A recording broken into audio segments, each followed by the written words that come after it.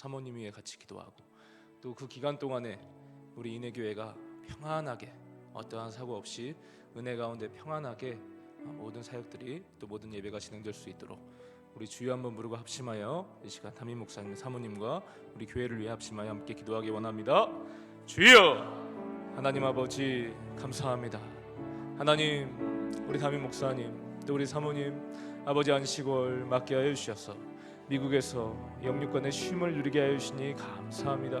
아버지 가족들과 제외하며 은혜 가운데 하루하루 보내게 하시고 또 늘 기도하는 가운데 성령 충만하게 붙들어 주시며 아버지 더 좋은 모습으로 더 윤기 있는 모습으로 더 성령 충만한 모습으로 은혜의 모습으로 다시 만날 수 있게 하여 주시옵고 주님 그 기간 동안 교회가 평안하고 안정되게 붙들어 주시옵소서.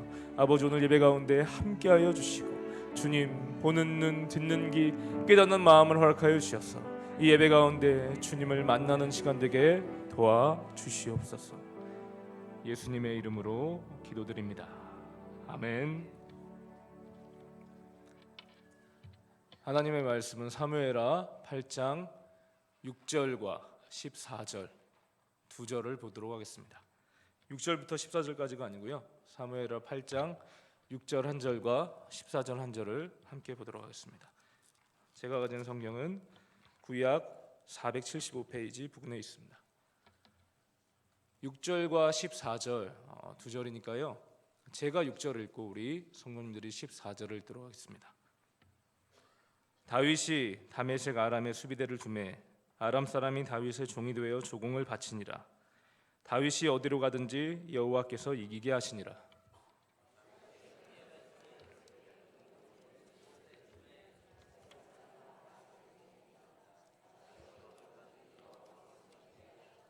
아멘. 그래서 오늘 말씀의 제목은 우리가 두 절 읽은 대로 반복돼서 나오듯이 어디로 가든지 여호와께서 이기게 하시니라 라는 이 제목으로 함께 은혜를 나누기 원합니다. 저는 오늘 본문을 가지고 예전부터 말씀을 나누고 싶었습니다. 성경을 읽다가 아주 무심코 발견하게 된 문장인데요. 다윗이 어디로 가든지 여호와께서 이기게 하시니라. 14절에도요. 다윗이 어디로 가든지 여호와께서 이기게 하셨더라 말씀하십니다. 두 번이나 반복되면서 완전한 승리 100%의 승리를 허락하시는 하나님의 역사를 이 사무엘하 8장 가운데 볼 수가 있었습니다. 우리 그리스도인의 삶에 있어서 이긴다라는 말만큼 능력 있는 게 어디 있을까요? 저도 하나님 인격적으로 만나서 고등학교 때 하나님을 만난 후에 약 20년 정도 신앙생활을 하게 되었는데 그리스도인들끼리 인사를 할 때나 혹은 헤어질 때나 수시로 서로에게 하는 덕담들 중에 하는 말이 한 주간 승리하기를 기도할게요. 이 말 많이 하죠. 주 안에서 승리합시다. 저 우리 성도님들 모두가 주 예수님의 대속의 피로 인하여서 죄로부터 구원을 받았고요. 하나님 앞에 의롭다 칭함을 받는 의인을 받았습니다. 의인이 되었어요. 우리 모두는 예수님께서 십자가에 달려 죽으신 것과 3일 만에 다시 살아나셔서 모든 죄와 사망을 이기신 것을 믿음으로 고백하여서 하나님 나라의 구원과 영생의 축복을 받게 되었습니다. 그렇게 우리는 값을 매길 수 없는 예수님의 사랑의 은혜로 의로운 사람, 깨끗한 사람이 된 것이죠. 우리는 그렇게 오직 믿음으로 새 생명을 얻었지만 여전히 우리가 살고 있는 이 땅은 죄가 만연해 있기 때문에 교회 문 밖으로만 나가면 바로 죄가 우리를 위협하고 도사리고 있기 때문에 또한 교회 안에서도 성령으로 충만하지 않는다면 얼마든지 숱한 죄를 저지를 수 있기 때문에 그리스도인에게서 죄로부터 승리해야 하는 삶, 승리합시다. 한 주간 믿음으로 승리합시다. 주님과 동행하여 승리합시다라는 말은 너무나 중요한 말씀인 거죠. 핵심인 것이죠. 그리스도인에게 승리의 삶은 선택이 아니라 필수인 것입니다. 죄된 세상에서 그리스도인으로 죄와 싸워서 승리하여서 능력 있게 사는 삶은 성령 충만과 같은 말인 것이죠. 그러면 오늘 본문에서 다윗이 어디로 가든지 여호와께서 이기게 하셨더라. 어떻게 이런 일들이 일어날 수 있는지를 오늘 우리가 말씀을 나누며 우리가 승리의 비결을 이 말씀 가운데 발견하고 그대로 깨달음 가운데, 주시는 깨달음과 감동 가운데에서 오늘 기도 가운데 그렇게 살기를 원합니다라고 고백하고 실천하는 복이 우리 가운데 있기를 원합니다.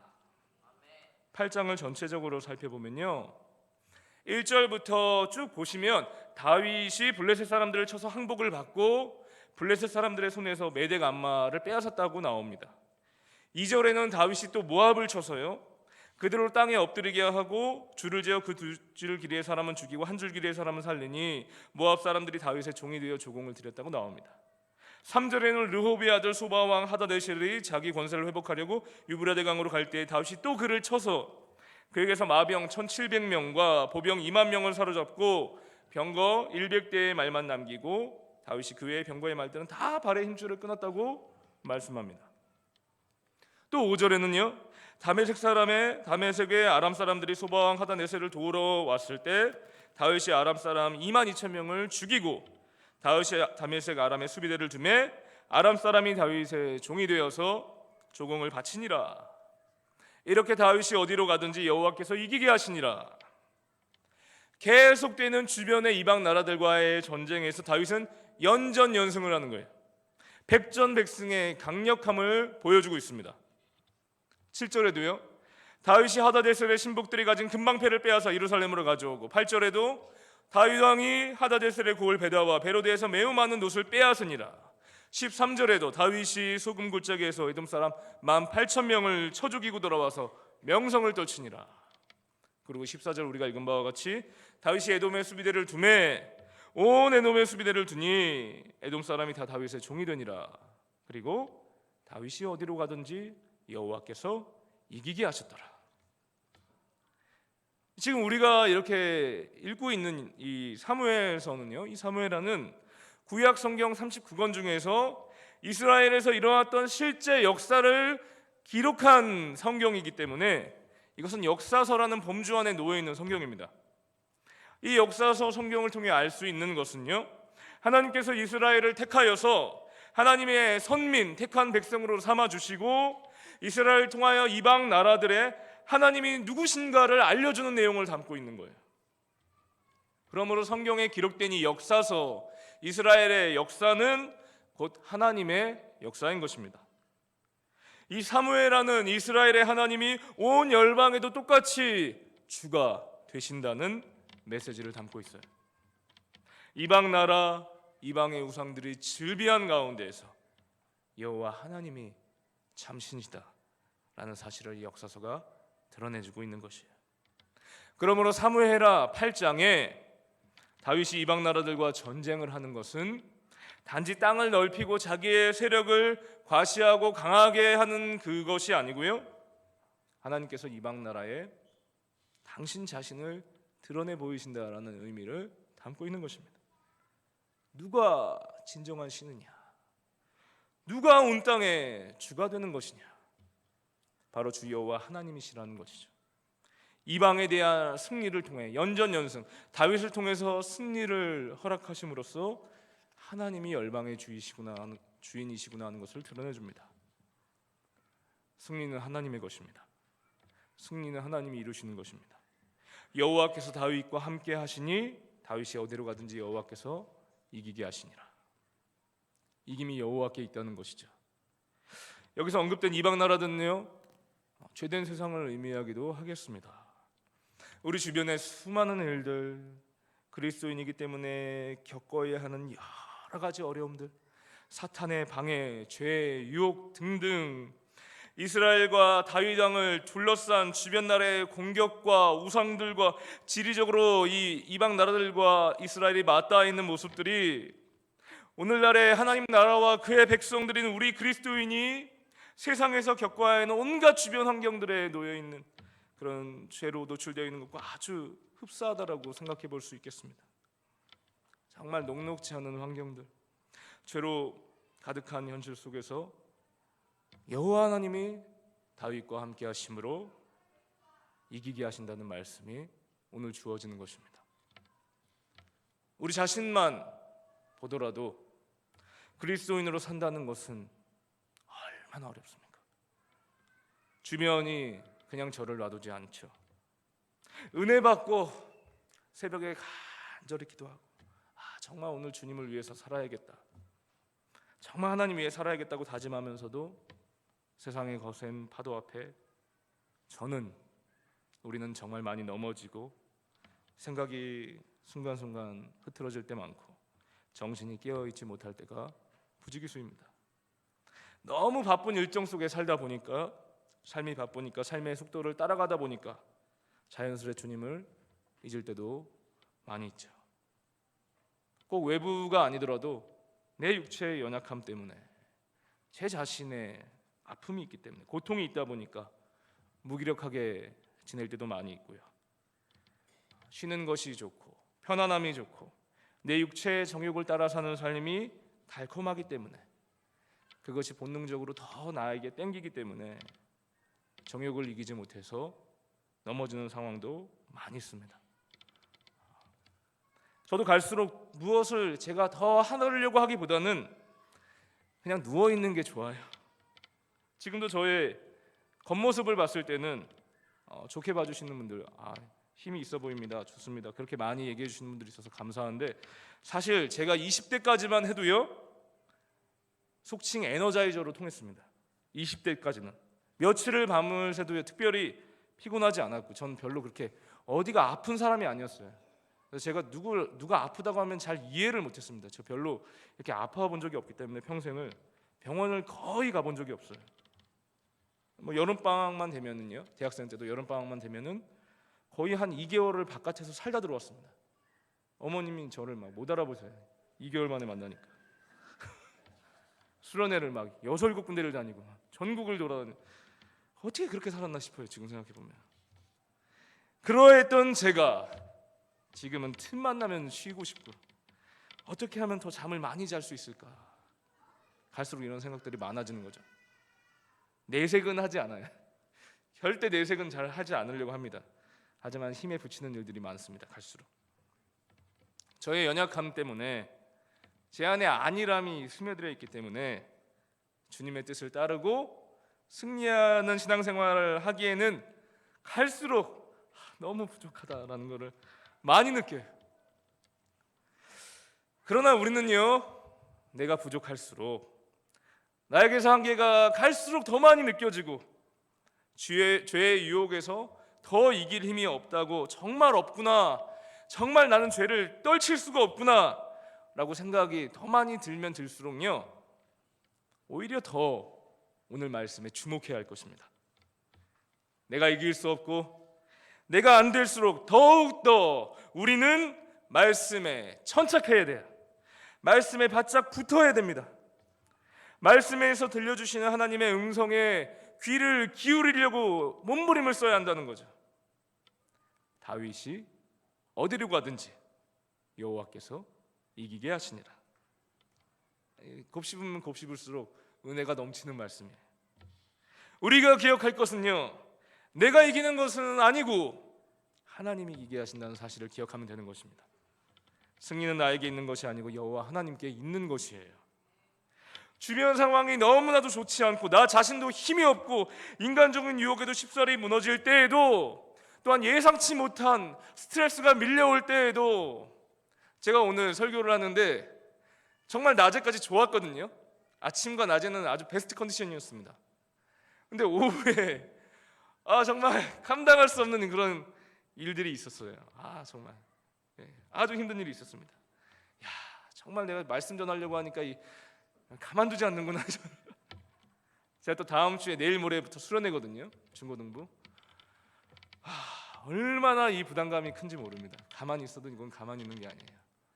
주여 어찌하오리까.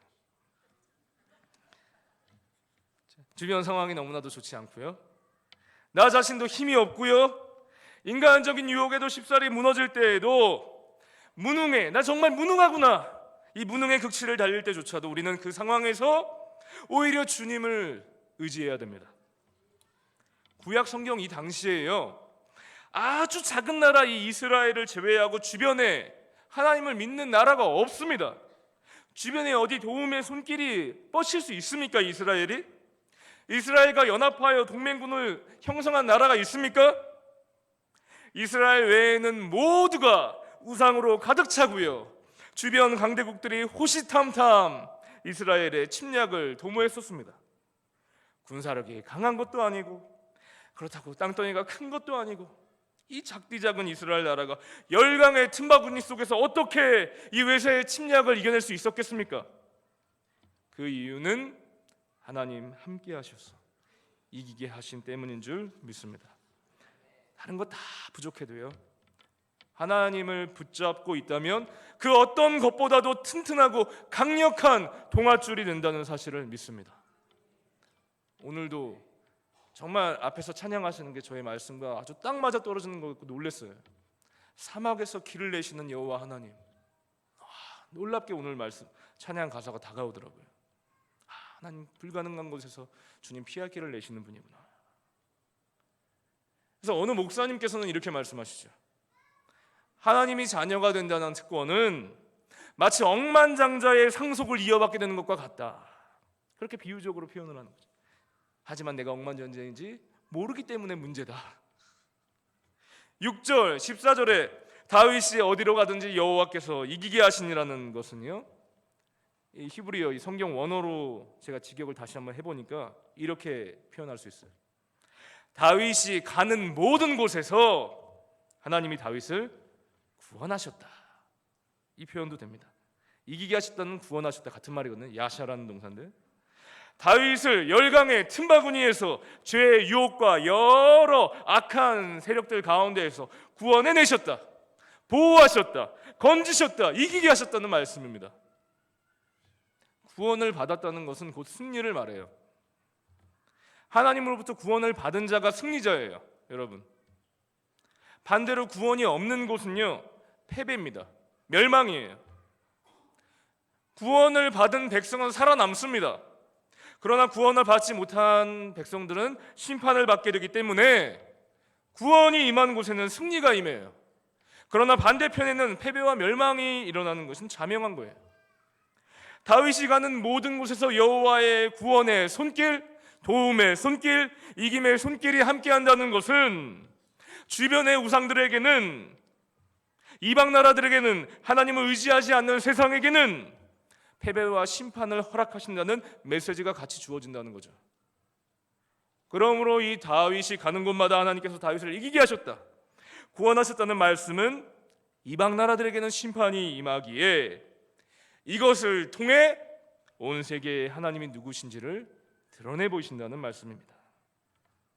하나님은 다윗을 통하여, 택함 받은 주님의 백성들을 통하여 이방 나라에 하나님이 구원의 주님이요 동시에 심판주이심을 분명하게 보여주고 계신다는 거죠. 그러므로 우리 사랑하는 이내교회 성도님들, 매사에 어디를 가든지 가는 곳마다 여호와 하나님의 도움의 손길을 의지하시기를 바랍니다. 단지 의지하시는 것을 넘어서서요, 저와 우리 성도님들 가는 곳마다 어디든지 말씀처럼 먹든지 마시든지 무엇을 하든지 하나님의 영광을 위해 하시기를 힘쓰시기를 바랍니다. 이 말씀은 내가 밟는 곳에서 하나님의 구원하심을 드러내기를 힘쓰라는 말씀과 같은 말이죠. 여호와 하나님이 누구신가를 드러내는 삶, 그것을 추구하며 살아갈 때에 하나님이 저와 여러분을 모든 어려움들로부터 끝내는 이기게 하실 줄로 믿습니다. 결국 이 하나님이 함께 하시는 삶은요, 이 하나님께서 도우시는 삶에는요, 그리스도인의 승리가 있다는 것을 발견할 수 있어요. 그런데 더 나아가서요, 그런데 왜 하나님은 유독 다윗에게만 함께 하셔서 다윗을 도우시고 특별히 왜 다윗만 더 승리케 하여 주시는 것 같을까요? 하나님이 다윗과 함께 하시는 이유에 대해서 저는 매우 궁금했어요. 하고 많은 사람들 중에 다윗은 왜 이렇게 연전연승이 가능한 것일까? 왜 백전백승, 백전무패할 수 있는 이유가 무엇일까? 역시나 우리는 성경 말씀을 통해서 그 해답을 발견할 수가 있습니다. 사무엘하 7장 1절 말씀을 보시면요. 아이고, 원래 제가 준비해달라고 하려고 했는데 깜빡하고 말씀 못 드렸네요. 7장 1절 말씀 제가 읽어드리겠습니다. 여호와께서 주위의 모든 원수를 무찌르사 왕으로 궁에 평안히 살게 하신 때에 라고 나와 있습니다. 7장 1절에 여호와께서 주위의 모든 원수들을 무찌르사 왕으로 궁에 평안히 살게 하신 때에. 이 7장에서도 앞에 말씀 나오죠. 여호와께서 주위의 모든 원수를 무찌르사 왕으로 궁에 평안히 살게 하신 때. 2절도 준비해 주세요. 이따가 1절을 보시면 하나님께서 이스라엘과 다윗 왕 주변의 모든 원수를 무찔러 주셨고요, 다윗이 왕궁에 평안히 살도록 해주셨습니다. 주님의 함께 하심의 큰 특징은 평안과 문제의 해결이에요. 하나님이 다 해결해 주셨고 마음으로도 걱정이 없고요, 탈이 없는 아주 안정된 상태, 평안한 상태를 다윗에게 허락해 주셨습니다. 몸과 마음이 다 가장 좋은 상태에 있는 것만큼 인간에게 유익은 없죠. 천하 만물을 다 얻었을지라도, 하늘 높이 돈을 쌓아 올릴 수 있을지라도 그 마음에 평강이 없으면 다 무슨 소용이겠습니까? 행복하지 않은 인생, 평안하지 않는, 즐거움이 없는 삶이라면 의미가 없는 것이죠. 그런데 오늘 7장 1절에서 다윗을 보면요, 명성, 권력, 부를 넘어서서 평안까지 임하는 최고의 인생을 하나님께서 허락하신 거예요. 다윗은 하나님의 복을 충만히 받아 누렸습니다. 우리 모두 다 다윗과 같은 인생을 원하죠. 우리 모두 삶에 대한 걱정과 염려를 떨쳐버릴 수만 있으면 얼마나 좋을까?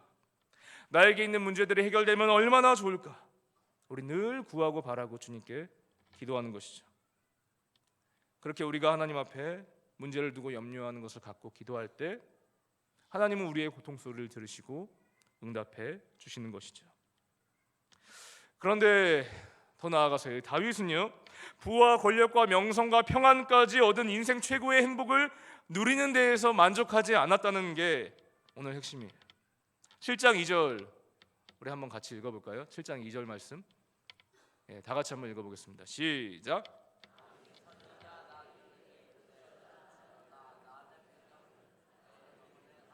그는 휘장 가운데 있도다.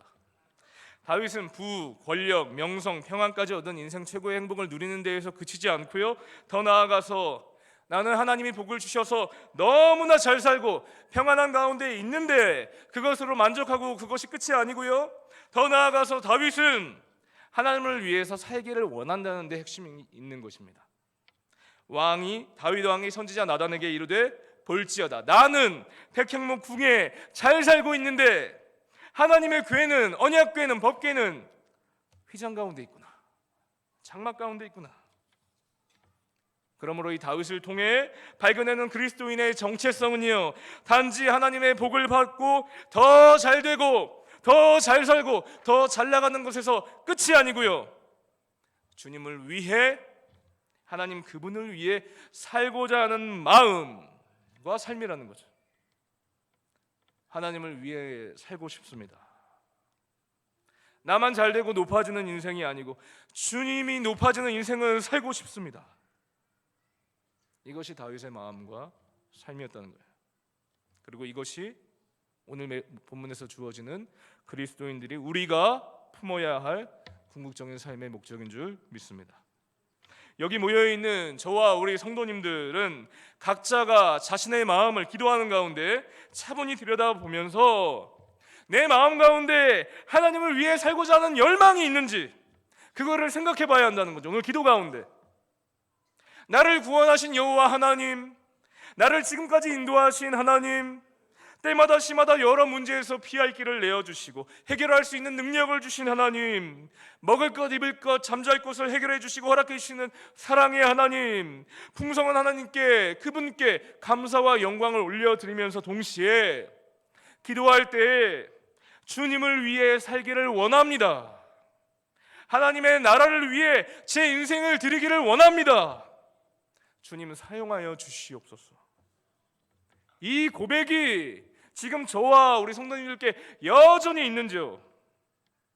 하나님의 나라를 위해서, 교회를 위해서, 복음을 위해서 제가 쓰임을 받고 싶습니다. 참으로 복을 받는 인생을 넘어서서 하나님 그분을 추구하는 인생을 살기를 원합니다. 이러한 하나님을 향한 순수한 열망, 갈망이 다윗에게 있었다는 거예요. 실제 하나님을 위해 자신을 드리는 삶을 살려고 하였습니다.